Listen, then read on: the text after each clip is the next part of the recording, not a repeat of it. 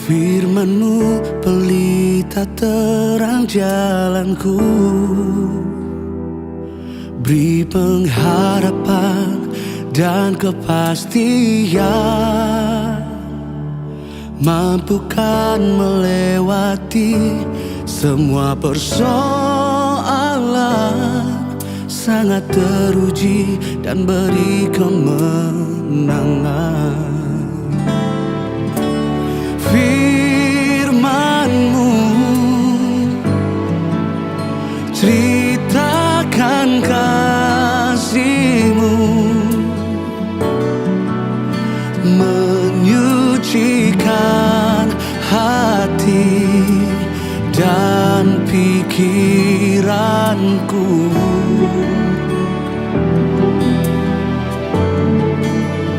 Menjadikan berkah kehidupan kekal, sampai ku menjadi harta kesayangan-Mu.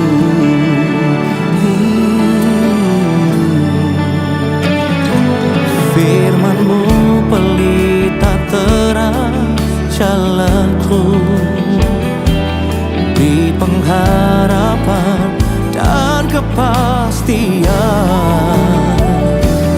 mampukan melewati semua persoalan, sangat teruji dan beri kemenangan.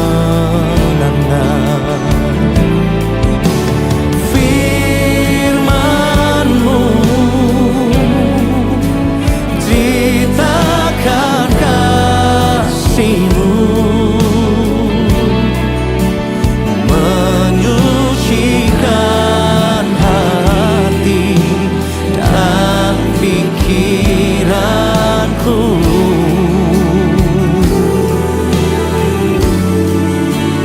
menjadikan berkah kehidupan kekal, sampai ku menjadi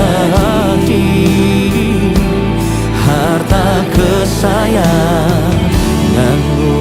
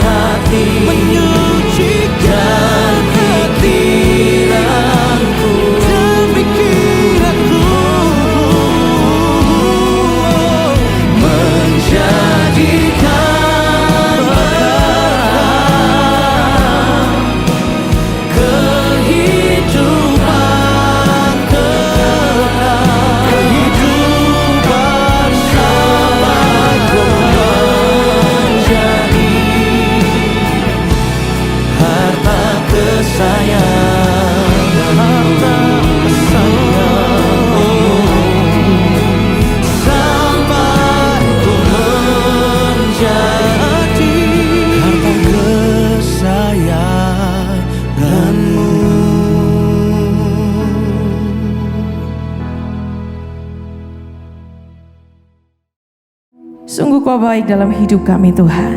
Penyertaan-Mu, anugerah-Mu buat setiap kami tidak pernah putus dalam hidup kami Tuhan. Kami mau menguduskan nama-Mu Tuhan, sebab kasih-Mu dalam hidup kami merasakan itu setiap hari sampai hari ini Tuhan. Terpujilah nama-Mu Allah. I worship You.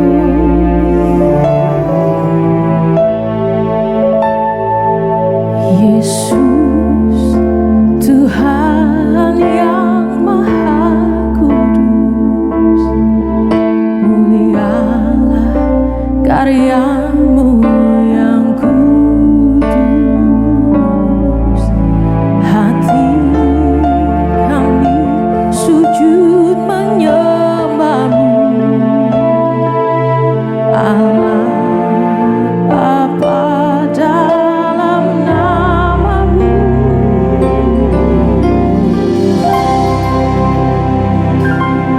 kudus kasih-Mu, Yesusku, kudus kasih-Mu, Bapakku, penuhiku dengan Roh Kudus, kudus namamu,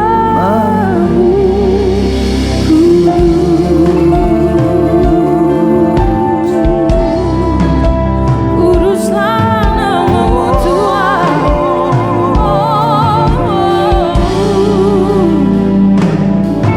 Yesus, Tuhan yang Maha Kudus, mulialah karya-Mu yang kudus. Hati kami sujud menyembah-Mu, Allah Bapa, dalam namamu kudus kasih-Mu, Yesus.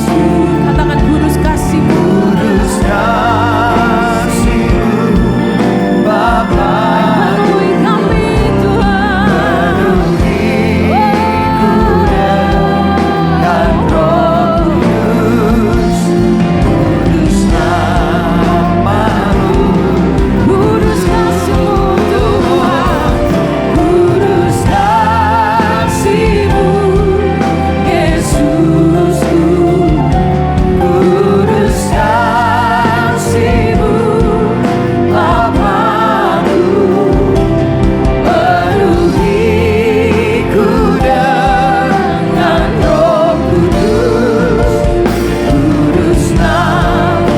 Mari bersama-sama kita bangkit berdiri hadapan Tuhan. Segenap hati, segenap jiwa, angkat suaramu dan katakan, kudus kasih-Mu, Yesusku, kudus kasih-Mu, Bapakku, penuhiku dengan Roh Kudus, kudus namamu, kudus namamu, kudus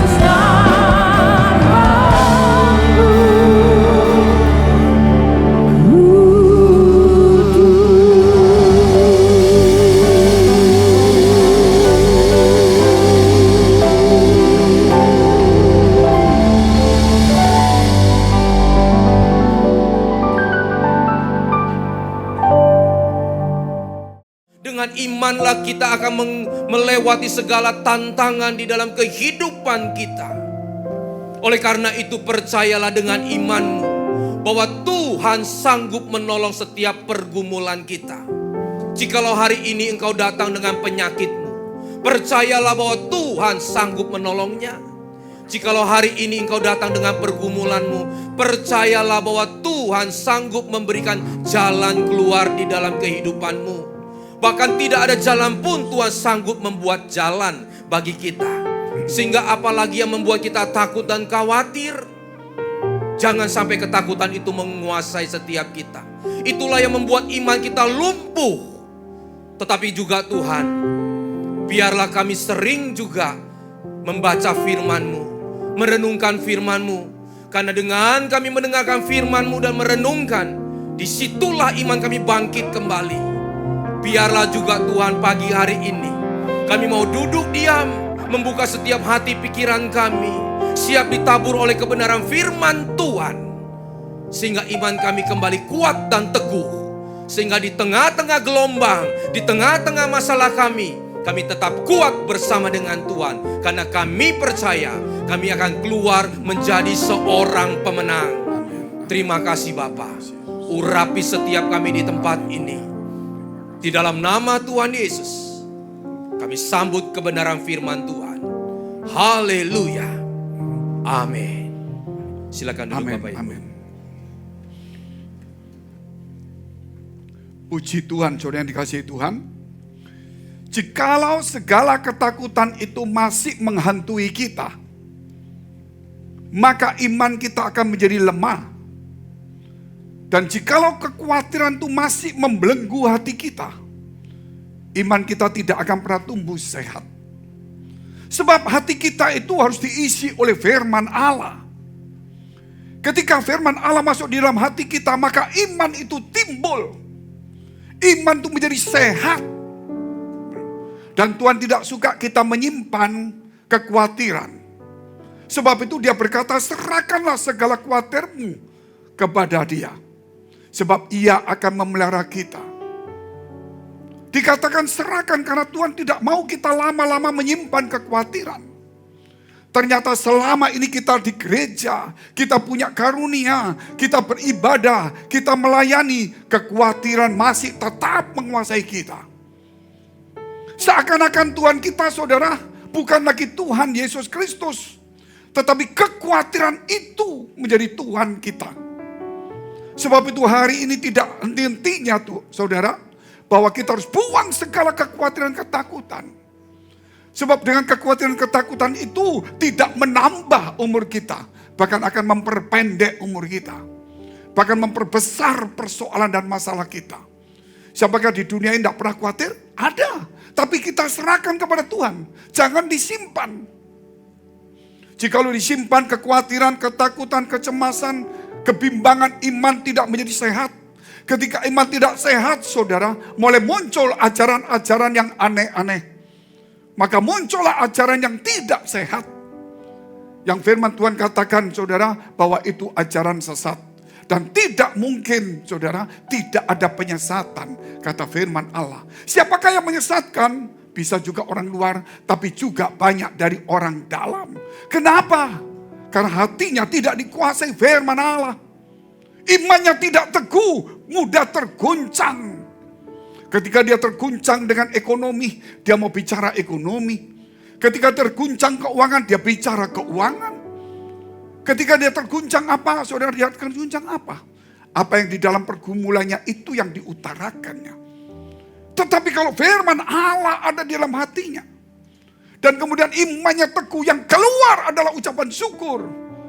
Yang keluar adalah kekuatan iman itu sendiri.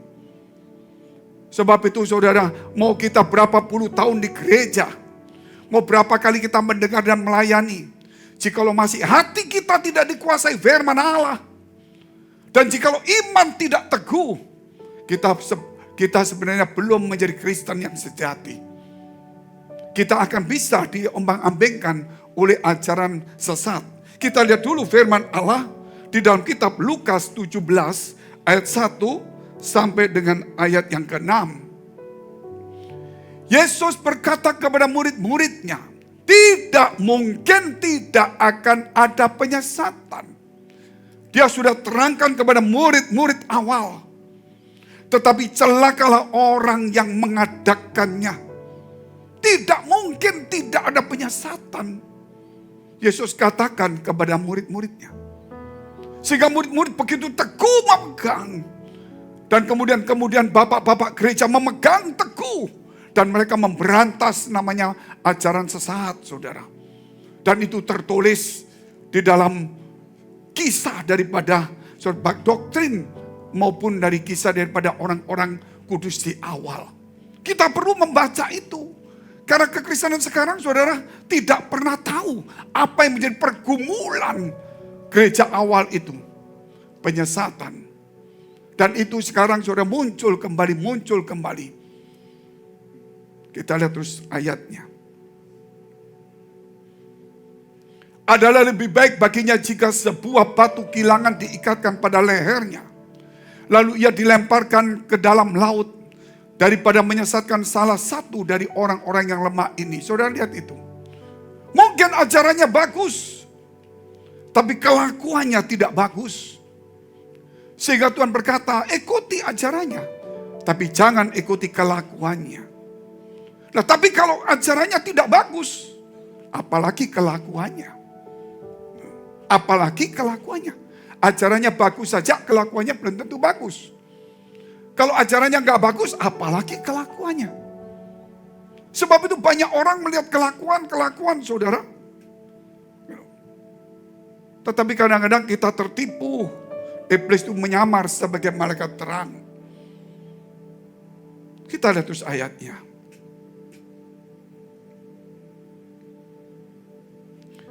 Jagalah dirimu. Tuhan suruh menjaga. Jikalau saudaramu berbuat dosa, tegurlah dia. Dan jikalau ia menyesal, ampunilah dia. Itu ajaran Yesus. Back to Jesus teaching. Menjaga diri. Kalau ada teman kita berdosa, tegur, nasihati, doakan. Kalau dia menyesal, diampuni. Menjaga diri. Makanya kalau kita kembali ke ajaran Yesus, saudara, kita itu lupa untuk menjaga diri. Ayat 4. Bahkan jikalau ia berbuat dosa terhadap engkau 7 kali sehari, dan 7 kali ia kembali kepadamu dan berkata, aku menyesal. Engkau harus mengampuni dia. Lalu kata rasul-rasul itu kepada Tuhan, tambahkanlah iman kami untuk bisa mengampuni. Saudara, gak gampang. Harus imannya kuat. Dan kalau imannya gak kuat, gak mungkin bisa mengampuni. Kalau gak bisa mengampuni, gak mungkin bisa mengasihi. Kalau nggak bisa mengasihi, berarti tidak ada firman yang menetap di dalam hatinya. Dia cuma mendengar firman Allah. Pulang kemudian dengan segala kekhawatirannya. Firman itu hilang lenyap. Dia dapat firman dengan segala kesibukan kesukaan dunia. Firman itu hilang, saudara. Makanya murid-murid berkata, tambahi iman kami. Tambahi. Supaya kami bisa mengampuni. Supaya kami bisa mengasihi. Supaya firman-Mu tetap menguasai hati kami. Bukan lagi ketakutan, kekhawatiran semuanya. Ayat selanjutnya. Jawab Tuhan, kalau sekiranya kamu mempunyai iman sebesar biji sesawi saja, kamu dapat berkata kepada pohon ara ini, terbantunlah engkau dan tertanamlah di dalam laut, dan ia akan taat kepadamu. Itu pohon ara bisa dipindahkan. Apalagi kekhawatiran kita, saudara. Ketakutan kita, kecemasan, kebimbangan. Yang membuat kita menjadi sok sibuk. Menjadi kita tidak bisa ke gereja. Kita cuma cari gereja yang gampangan, saudara. Gak mau belajar firman Allah. Dari sini kita melihat tema kita hari ini, yaitu kekuatan iman bagi jiwa-jiwa. Kekuatan iman. Saudara jangan bicara cuma iman. Iman itu timbul dari pendengaran firman Allah. Kalau kita bicara iman itu berarti saudara mesti gandengkan. Bahwa firman itu kita perlu dengar, kita pelajari, kita renungkan. Menjadi makanan sehari-hari kita. Sebagaimana Tuhan Yesus katakan, manusia tidak hidup oleh roti saja, tetapi firman yang keluar dari mulut Allah. Kalau kita sehari makan 3 kali, berapa banyak kita mendengar firman Allah setiap hari. Sebab itu kekuatan iman bagi jiwa-jiwa harus dimulai dengan firman Allah. Tapi kalau orang tidak suka dengan firman Allah, cuma suka dengan satu cerita, saudara, dongeng. Bagaimana dia bisa bertumbuh? Dia menjadi seorang Kristen, tetapi bukan pengikut Kristus sejati. Dia menjadi orang Kristen, tapi bukan murid Yesus yang mempelajari firman Allah. Saudara, kalau kita mau tahu, kita sekarang sekolah dari SD, SMP, SMA, S1 dulu sudah hebat. Sekarang S1 sudah kurang dianggap orang-orang. S2 mulai dianggap. Sudah ada S3. Biaya begitu besar untuk mendapatkan S3.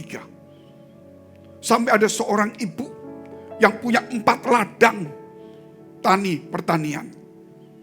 Punya 4 sapi.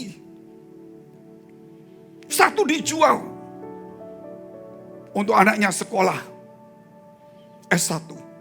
Nggak cukup, tambah lagi. Jual 1. Masuk S2, jual lagi. S2 nggak cukup, jual lagi, habis. Ibu itu jual S. Kenapa? Demi anaknya dapat pelajaran.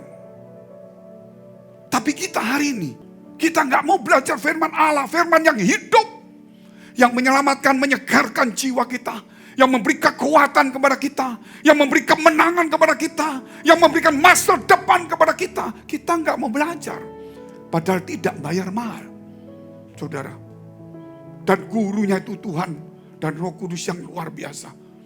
Semua pelajaran bisa berubah tahun demi tahun, tetapi firman Allah tidak pernah berubah. Sebab itu kita harusnya sudah banyak hafal firman Allah. Berapa tahun kita di gereja, kita mendengar mungkin ada beberapa ayat sudah 10 kali. Seharusnya kita sudah hafal itu. Dan kita bisa lakukan dengan baik. Sangat menyedihkan sampai Tuhan berkata, tidak mungkin tidak ada penyesatan. Tidak mungkin tidak ada penyesatan. Dan penyesatan banyak dari orang dalam. Yang tidak teguh imannya. Jadi kita lihat saudara, perlunya iman yang sehat. Perlunya iman yang sehat. Kalau imannya sehat, pasti ajarannya sehat, pasti hidupnya sehat, pikirannya sehat, akalnya sehat, masa depannya juga sehat. Nggak perlu diomong. Kalau pikirannya saudara, akalnya nggak sehat, masa depannya nggak sehat. Kalau tubuhnya nggak sehat juga problem. Kok bisa tubuhnya nggak sehat, Pak? Karena jiwanya terguncang. Pikirannya hendak sehat, terguncang. Begitu pikirannya tenang, jiwanya tenang, penyakit hilang semuanya. Tiba-tiba penyakit muncul dari mana ini? Pikiran, jiwa terguncang, tidak sehat lagi. Kita perlu makanan sehat. Datang ke dokter, dokter saya sakit ini. Oh, kalau gitu kamu jaga makanan. Jangan ini, jangan ini, jangan ini, jangan ini. Istirahat yang cukup, bikin kamu tenang. Ketenangan hanya dekat dengan Allah saja. Aku tenang. Amin. Hanya dekat Allah saja aku tenang. Itu firman Allah. Iman yang sehat poin pertama. Kita lihat iman yang sehat. Saudara, iman yang sehat. Kenapa saya katakan iman yang sehat? Kalau iman itu saudara sehat, seperti saudara mendapatkan sesuatu yang pasti. Walaupun belum dapat. Karena iman itu saudara, yang sudah didefinisikan. Dasar dari segala sesuatu. Dan harapan saudara, bukti dari sesuatu yang belum jadi, belum terlihat. Jadi belum terjadi tapi sudah ada bukti. Ada dasarnya, itu saudara pasti hafal. Tapi untuk menerangkan ini, saudara, supaya bisa mantap itu perlu perenungan. Contohnya kalau saya memberikan pada saudara, atau kita dapat voucher pesawat PP ke luar negeri, taruhlah di mana, negeri A, hotel 4 hari, makan di hotel gratis, vouchernya. Ini tournya gratis, voucher. Tapi ada tanggal tahunnya. Mungkin dikasih 3 bulan lagi atau 4 bulan lagi. Begitu saudara terima. Saudara mempersiapkan pakaian-pakaian yang cocok. Wah, ini musim dingin, pakaian dingin, musim hujan, pakai jas hujan. Tasnya bagaimana, saudara mulai ini, mulai itu, semuanya. Padahal saudara belum berangkat. Tapi saudara sudah yakin bakal berangkat. Seakan-akan saudara sudah ada di sana. Walaupun tubuhmu belum melihatnya. Itulah namanya iman hari ini. Hari ini saudara membutuhkan apa saja saudara. Mungkin saudara dikasih voucher lagi. Dapat hadiah mobil. Tapi ngambilnya 6 bulan kemudian, saudara sudah senang sekali. Walaupun saudara mau naik Gojek, mau naik apa, saudara senang. Aku bakal naik mobil. Mempelajari mobil itu dulu. Ini merek ini, berarti bensinnya bagaimana. Cari bagaimana, mempelajari, ngurus SIM. Orang berkata, Pak, Bapak gak punya mobil. Mau ngurus SIM mau untuk apa? Belum tahu dia. Gitu loh. Belum tahu. Hari ini urus SIM-mu segera. Sebelum voucher itu cair. Katakan amin dulu. Apa yang Tuhan berikan pada saudara voucher itu? Mungkin voucher kesembuhan. Saya sakit Tuhan. Dikasih sama Tuhan. Vouchernya 8 bulan sembuh. Kita pergi ke dokter. Kok gak sembuh? Kesana gak sembuh. Dengan pendeta semua doa. Pas waktunya. Imannya timbul. Tuhan tahu kapan imannya timbul. Di situ voucher itu berlaku. Rumah tangga punya masalah. Tuhan kasih voucher. Tapi voucher itu mungkin 1 tahun. Proses. Gak tahan dia. Imannya luntur. Vouchernya dibuang. Hancurlah hidupnya. Firman Allah ini lebih daripada voucher. Amin. Lebih daripada tiket untuk berangkat. Berangkat kemana? Ke tempat yang bahagia. Ke tempat yang sukacita. Bukan ke negeri di tempat lain. Belum tentu kita juga sukacita. Banyak keluarga-keluarga sekarang tidak bahagia, saudara. Persoalannya bukan soal suami istri saja. Karena tidak ada iman di situ. Makanya Tuhan selalu mengajar kepada kita. Firman Allah. Tuhan tidak pernah mengajar terlalu mendetail tentang keluarga. Tapi dia mengajar tentang hati dan iman dan firman Allah. Ketika seseorang hatinya imannya kuat. Pikirannya benar. Otomatis rumah tangga bagus. Pekerjaannya bagus. Usahanya bagus. Katakan amin dulu. Tapi kalau sudah diajarin sesuatu. Tapi kalau iman kita nggak bagus. Pikiran kita nggak bagus. Mau apa saja berantakan. Hari ini Tuhan ingin memberikan kepada saya voucher. Umur panjang dikasih vouchernya. Berlaku kapan? Seperti Hizkia. Dipastikan dia mati. Dia datang menghadap Tuhan sungguh-sungguh. Karena mati. Oh, untuk apa istana sebesar ini? Untuk apa harta segini banyaknya? Untuk apa kedudukanku sebagai raja? Oh, untuk apa kalau aku harus besok mati? Dia taruh mahkotanya. Dia lepaskan jubah kebesarannya. Dia pakai jubah putih.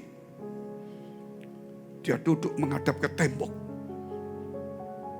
Dia tidak menghadap ke tahtanya. Dia tidak menghadap kepada jenderal-jenderalnya. Menghadap ke tembok yang gelap, yang putih, yang tidak ada apa-apa, tidak bersuara. Seakan-akan dikatakan, aku tidak menatap dunia dengan segala kemegahannya. Itu bagiku menipu aku. Lebih baik aku melihat sesuatu yang tidak ada apa-apa. Supaya aku bisa melihat Tuhan di dalamnya. Katakan amin dulu. Tapi kalau saudara lihat sesuatu tas yang mahal, gak akan lihat Tuhan. Cuma lihat suamimu ada duit enggak. Cuma lihat kartu kreditnya cukup enggak. Tapi kalau kita enggak lihat sesuatu, seperti yang menghadap ke tembok, tidak ada gambar, tidak ada apa-apa. Dari situ dia bisa melihat Tuhan. Dan dia berkata, Tuhan ampuni aku.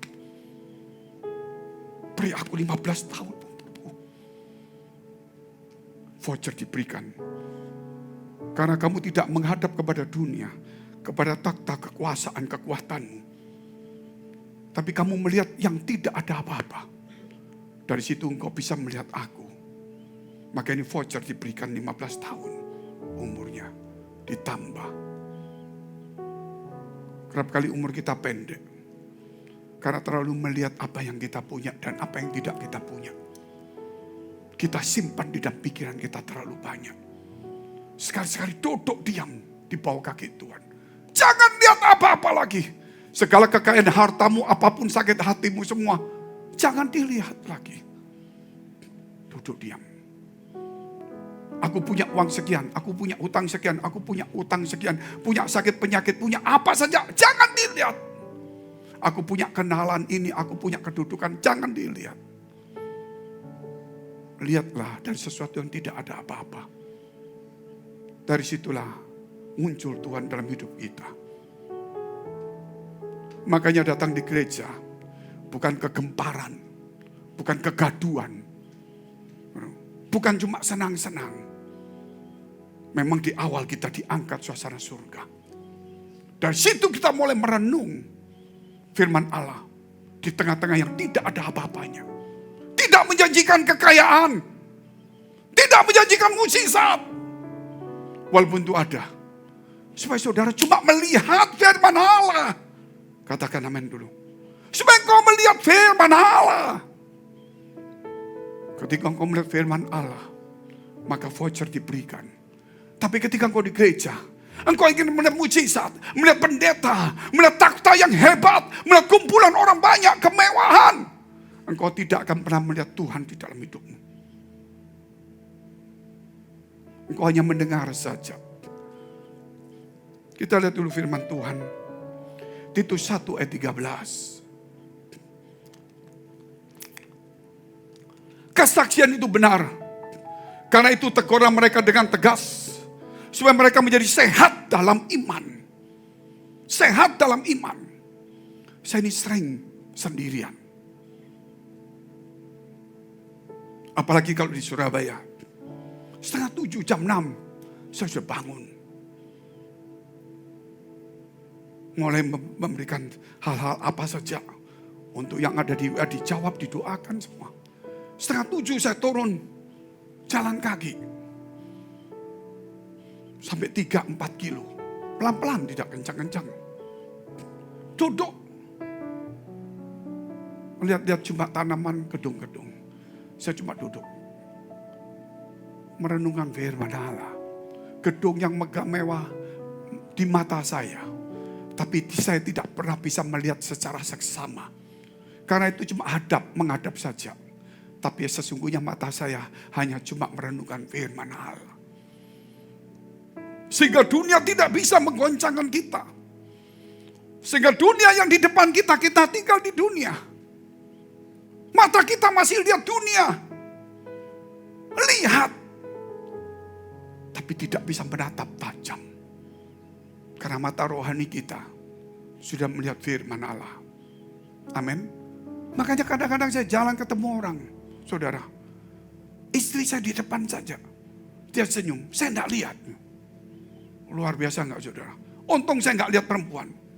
Kalau saya lihat perempuan lain, wah repot saudara, kiri kanan. Enggak bisa lihat. Bukan berarti apa saudara? Jalan. Tapi pikiran memikirkan firman Allah. Manusia kok begitu banyak sibuk. Apalagi saya di Singapura. Sibuk berjalan cepat semua. Memang saya juga sibuk. Pernahkah mereka ini merenungkan? Dengan kesibukannya apakah bisa menambah umurnya? Pernahkah bisa memperpanjang umurnya? Sampai kapan kita hidup di dunia ini? Suatu hari kita akan pulang ke surga juga. Saya juga sibuk. Tapi kita perlu juga duduk diam di bawah kaki Tuhan. Supaya iman menjadi sehat kembali. 1 Yohanes 5 ayat 4 dan 5.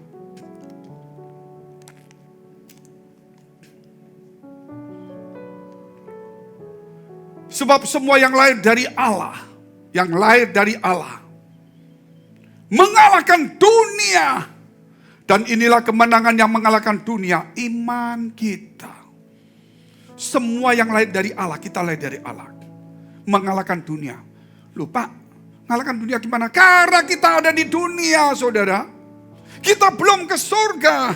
Tapi kita punya iman yang sehat. Selama kita di dunia, kita bisa mengalahkan dunia. Tapi kalau sudah di surga, jangan ngalahkan surga. Jangan ngomong ngalahkan dunia, sudah nggak ada di situ. Makanya firman ini luar biasa. Yang bisa mengalahkan saudara dunia, iman kita. Godaan di mana-mana, gangguan di mana-mana, tetap mengandalkan Tuhan, percaya sama Tuhan. Katakan amin dulu. Walaupun agak sedikit tergoncang. Walaupun ada masalah sekelilingnya. Tapi kalau fokus kita kepada Tuhan, kita tidak tergoncang. Orang boleh ngomong kiri, kanan, sana, sini, situ, sana. Itu hebat, sana mujizat, sana diberkati. Itu ngomong apa saja. Kalau kita fokus kepada firman Allah, voucher akan diberikan pada kita. Sesuai dengan kasih Allah kepada kita. Apa yang dicari di dunia ini. Kemarin saya ngomong sama teman-teman. Beberapa pendeta. Kita duduk setelah retreat. Dari terawas. Kena matahari perih semua muka saya. Siang-siang saya duduk ngopi sama beberapa teman pendeta. Saya bilang, saya waktu lihat di Tretes itu. Waktu lihat villa-villa, wah tempat pemandangannya indah-indah, bagus, rumah-rumahnya bagus. Tapi saya lihat dari villa yang bagus itu, 1-2 yang diisi orang. Sisanya kosong semua. 50% rusak semuanya. Belinya semangat. Saya dalam hati kalau saya lihat kepin beli. Begitu beli capek ngurusnya. Nggak nempati 3 bulan dok. Lebih baik hidup menikmati daripada memiliki saja. Orang memiliki belum tentu menikmati. Saya ngomong sama teman saya pendeta. Sudah hidup. Kalau bisa memiliki nggak bisa. Yang penting adalah nikmati. Memiliki cara hidup yang benar. Bukan cuma memiliki harta. Tapi disitulah saudara. Kita bisa menikmati. Walaupun apa yang kita punya kecil. Walaupun yang kita punya satu. Walaupun rumah sederhana. Kita bisa menikmatinya. Apalagi istri, anak, suami, orang tua. Selagi hidup kita bisa menikmati. Dia kadang-kadang sedikit tidak baik. Kita ngalah. Untuk menikmati saja. Biar Tuhan yang mengubah hati mereka. Amin. Kalau kita terus marah, tunjukkan wibawa seorang bapak, seorang ibu. Benturan tidak ada gunanya. Ada waktunya, pelan-pelan, sabar. Saya nikmati saja. Kenapa? Dulu saya muda juga seperti dia. Bahkan bikin mama saya khawatir. Saya keluar, naik motor, gak pakai helm. Pulang larut malam. Mama saya bingung. Karena saya ditelepon. Mama saya ditelepon, anaknya di penjara. Gitu. Bingung. Kakak saya datang keluarkan saya 1 hari. Kenapa? Berkelahi terus. Pulang, robek semua sini. Dikeroyok orang. Mama saya itu khawatir, takut. Itu berapa puluh tahun saya bikin mama saya cemas. Nah kalau anak saya saja bikin cemas sedikit. Saya mesti terima kasih sama Tuhan. Hari ini juga jangan bikin cemas anakmu. Jangan bikin cemas suamimu. Jangan bikin cemas istrimu. Jangan bikin cemas orang tuamu. Ikutilah firman Allah. Teladan yang baik. Milikilah cara hidup yang benar. Bukan memiliki dunia. Itu sebagai orang Kristen. Kalau kita tidak memiliki cara hidup yang benar, saudara. Kita cuma tahu agama kita benar. Tidak ada untungnya. Kalau agama benar pasti menghasilkan buah yang benar. Orang menganggap agama kita jadi gak benar karena lihat buah gak benar. Bukan firman yang salah. Kita yang tidak pernah memakan firman itu. Kita cuma hanya jadikan sebagai slogan dalam hidup kita. Ini sudah akhir zaman. Manusia akan mencintai dirinya sendiri dan menjadi hamba uang. Tidak tahu berterima kasih, tidak mengasihi. Menjadi mementingkan diri sendiri, egois. Itu sudah pasti. Dan keadaan semakin sukar. Firman Allah sudah mengatakan demikian. Dan kita hidup di tempat seperti ini. Dan itu terjadi. Berarti Allah tahu. Keadaan manusia semakin sukar. Orang mencintai dirinya sendiri menjadi hamba uang. Tidak tahu berterima kasih, tidak mengasihi. Menjadi sombong. Ya. Tidak hormat kepada orang tua. Itu sudah difirmankan dan sudah benar. Sudah benar. Berarti apakah kita masuk di sana? Tuhan sudah tahu ada kejadian itu. Sehingga Tuhan siapkan, sukar. Kamu harus kembali ke aku. Katakan amin dulu. Karena aku nubuatkan sukar dan sukar. Harus kembali ke aku. Orang cinta dirinya sendiri. Ingat, buang dirimu. Kembali ke aku. Tidak tahu berterima kasih. Tahu terima kasih kepada Tuhan. Mengucap syukur. Katakan amin dulu. Berlagak tahu sombong, rendah hati. Itu dicintai Tuhan. Inilah firman yang hidup. Itulah ajaran Yesus Kristus. Firman Tuhan yang hidup, katakan. Taurat mengatakan bencilah musuhmu. Tapi Yesus katakan, kasihlah musuhmu. Berbuatlah baik kepada orang yang berbuat jahat kepadamu. Zaman dulu saudara, orang datang di gereja memberikan persembahan korban. Kita tidak, hanya mengucap syukur kepada Allah. Di zaman dulu begitu banyak sekali. Mata ganti mata, gigi ganti gigi. Tapi Tuhan berkata, kasihlah musuhmu. Jangan membalas kejahatan dengan kejahatan. Itulah back to Jesus teaching. Sunat kita tidak perlu. Hati harus dirubah. Tidak diajari doa di perjanjian lama. Yesus turun. Berdoalah demikian. Bapa kami di surga. Dikuduskanlah namamu. Datanglah kerajaanmu. Jadilah kehendakmu. Di bumi seperti di surga. Berikanlah kami pada hari ini makanan kami yang secukupnya.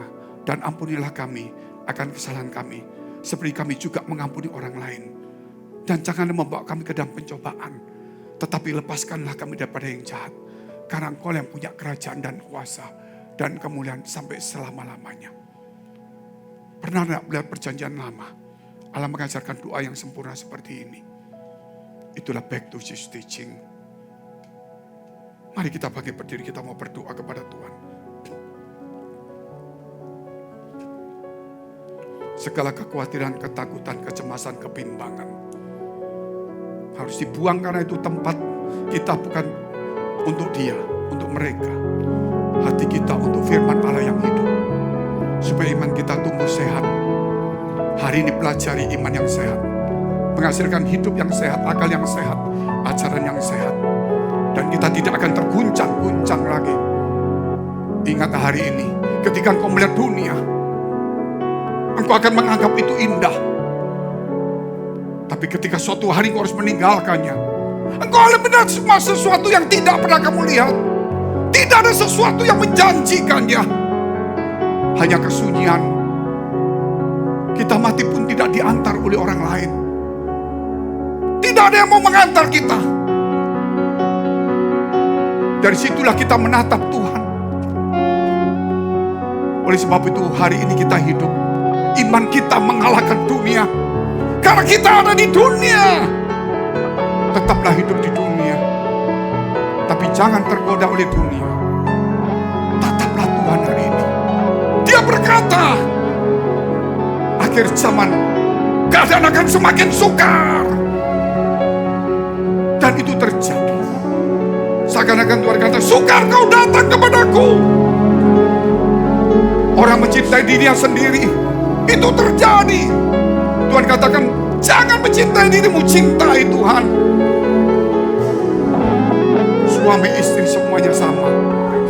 Keluarga semua sama. Selagi dia hidup, apapun masalahnya, jangan menimbulkan pertengkaran yang berkelebihan.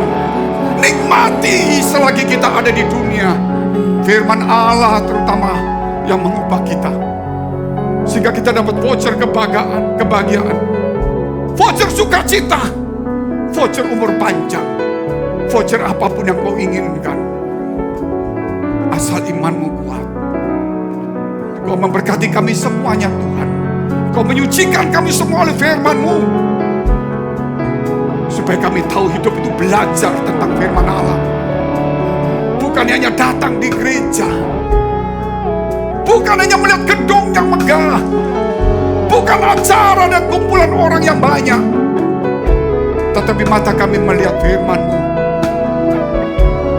Sebab di kesunyian aku mendengar suara-Mu. Di kesendirian aku tahu bahwa Engkau menyertai-Ku. Ketika tidak ada sesuatu yang aku lihat, aku bukan buta. Tetapi aku melihat Engkau di sana. Sebab itu Tuhan, buka hati kami semua di tempat ini, supaya kami boleh menjadi dewasa, bisa menuntun orang kepada kebenaran, bukan yang diombak-ambingkan oleh pengajaran yang salah. Supaya kami bisa menimbang yang baik, menjadi berkat dan terang, kekuatan iman,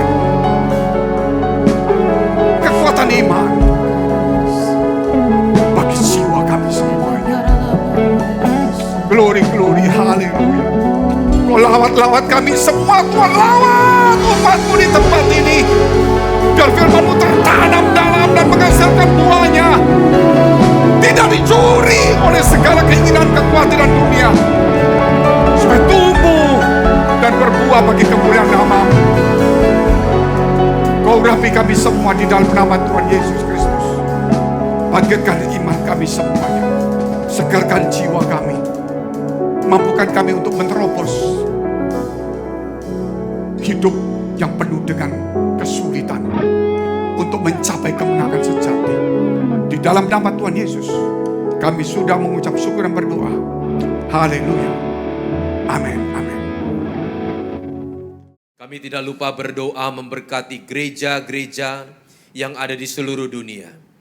Bagi para hamba Tuhan sampai kepada semua jemaatnya.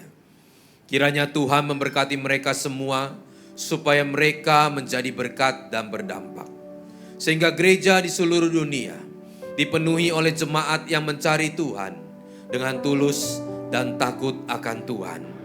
Buat semua hamba Tuhan dan gereja bersatu, rukun dan tidak terpecah-pecah, supaya dunia percaya bahwa Yesus adalah Tuhan bagi kemuliaan Allah Bapa. Demikian juga untuk gereja di mana kami Engkau percayakan untuk mengembalakannya, yaitu gereja Blessing in the Spirit.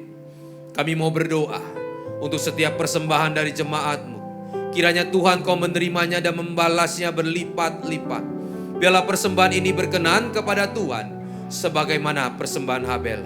Tuhan Kau memberikan kemurahan-Mu. Balaslah kebaikan dan kerelaan hati jemaat. Jaga dan lindungi mereka, serta pelihara mereka beserta keluarga, pekerjaan, studi, dan di dalam kesehatannya. Mari dekapkan kedua tangan di dada.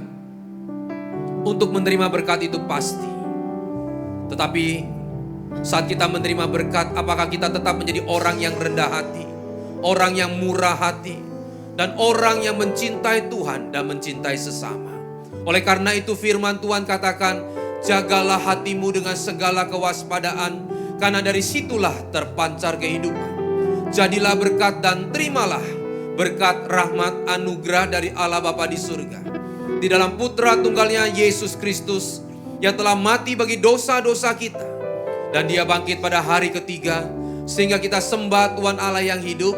Iman kita bukan kepada Tuhan yang mati. Dia naik ke sorga, menyediakan rumah bagi kita, sehingga kita punya pengharapan yang pasti. Dia akan datang kedua kalinya, menyebut gereja dan umatnya yang berjaga-jaga, kudus, dewasa, bijaksana, serta menghakimi dunia.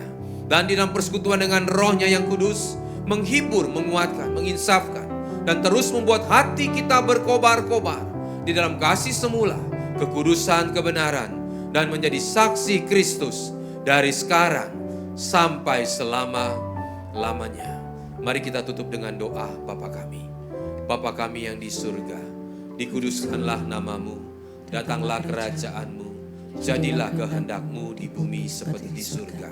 Berikanlah kami pada hari ini makanan kami yang secukupnya, dan ampunilah kami akan kesalahan kami, seperti kami juga mengampuni orang yang bersalah kepada kami. Dan janganlah membawa kami ke dalam pencobaan, tetapi lepaskanlah kami daripada yang jahat. Karena Engkaulah yang punya kerajaan dan kuasa dan kemuliaan sampai selama-lamanya. Amin. Tuhan Yesus memberkati. Silakan duduk.